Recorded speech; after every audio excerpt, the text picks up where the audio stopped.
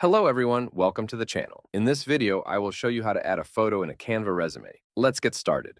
Adding a photo to your resume in Canva can help employers connect a face to a name, which can make you more memorable and personable. So here's what we're going to do. For example, if you have your own photo, like I have this one, the next thing you're going to do is drag it and drop it into the Uploads folder, just like this. Now it's being uploaded. Now the next thing you're going to do is click on the uploaded photo. All right, there you go. Then you can place it anywhere you want. For example, if I want to put it in the top left corner, I would do that. There you go. I can position it something like this. That's basically how you do it. Now, if you want to place the photo in a different shape instead of a square, you can go to Elements and search for an element called Frames.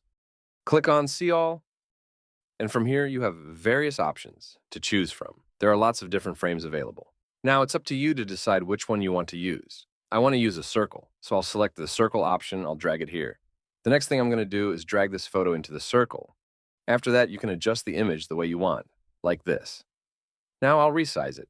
There you go. This is how you can add a photo in your Canva resume. If you found this tutorial helpful, please make sure to like the video and subscribe to our channel for more content like this. Thank you for watching.